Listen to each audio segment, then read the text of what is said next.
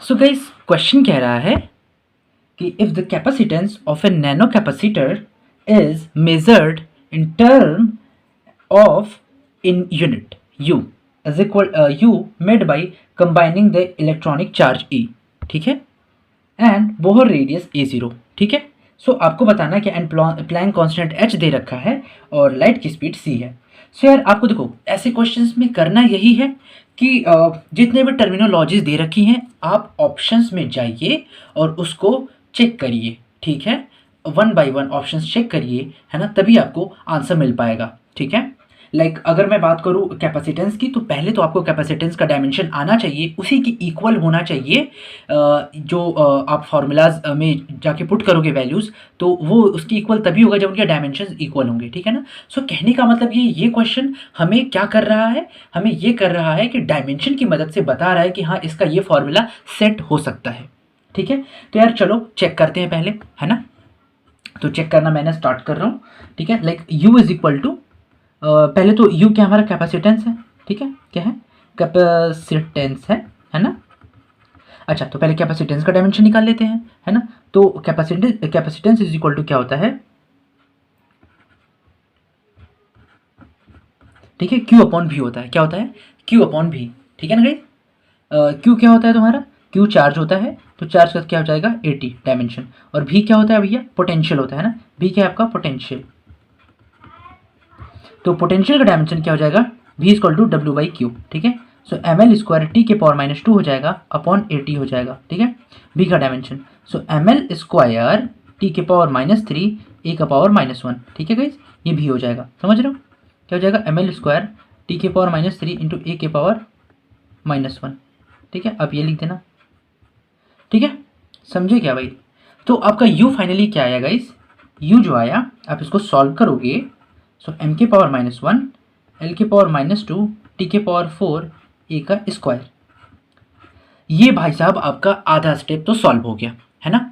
ये क्या है कैपेसिटेंस का। अब इसी की इक्विवेलेंट आना चाहिए जब मैं अपने क्वेश्चन को चेक करूंगा, ठीक है।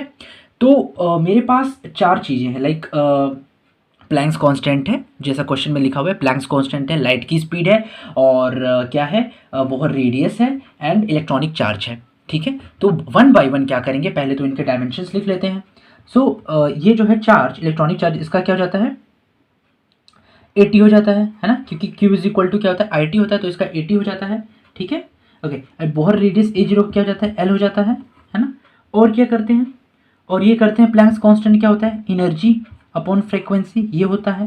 So M L square into T के पावर -2 अपॉन टी के पावर -1, ठीक है। So H is equal to क्या हो जाएगा M L square into T के पावर क्या हो जाएगा बता दो -1 हो जाएगा प्लैंक्स कांस्टेंट का। तो हमें E मिल गया, A0 मिल गया, H मिल गया, और C लाइट की स्पीड है LT के पावर -1, है ना। तो मैं क्या करूँगा, अब मैं चारों ऑप्शंस में रख के चेक करूँगा, ठीक है गाइस। आप क्या करना, आप चारों ऑप्शंस में रख के चेक कर लेना, मैं किसी एक ऑप्शन में रख के चेक कर लेता हूँ, सिंपल, ठीक है।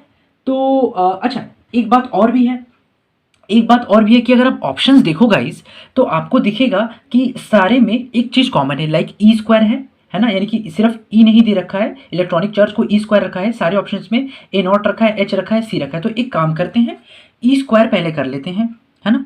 लाइक ई स्क्वायर करेंगे सो हमारा क्या आएगा A स्क्वायर टी स्क्वायर आएगा, ठीक है, समझे क्या। और A0 का क्या आ रहा है L आ रहा है, ठीक है, और H का क्या आ रहा है M L square into T के पावर -1 आ रहा है, ठीक है, और C का क्या आ रहा है एल टी के पावर -1। सो गाइज अगर देखा जाए तो इन E square A0 H C में सबसे पहली चीज़ क्या है कि m के पावर -1 लाना है, तो यानी कि H जो है प्लैंक्स कांस्टेंट, इसको सबसे नीचे रहना पड़ेगा। यानी कि देखो अब मैं तुमको सिखा रहा हूँ कि कैसे आप अपने आंसर्स को टैकल करोगे। सो यार चलो स्टार्ट करते हैं। सो भाई मैंने H को नीचे रख दिया, क्यों, क्योंकि यार H नीचे रखूंगा तभी तो ऊपर जाएगा, तो m के पावर -1 हो जाएगा, समझे क्या यार, अरे नहीं समझे क्या, है ना, सिंपल है भाई।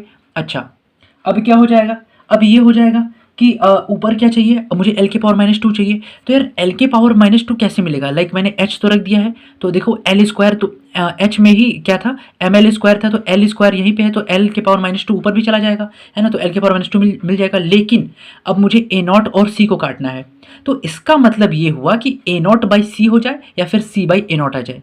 प्लीज़ आप इसको ध्यान से समझना मैं क्या क्या बता रहा हूँ। तो यार मेरे हिसाब से A0 बाई C होना चाहिए, है ना।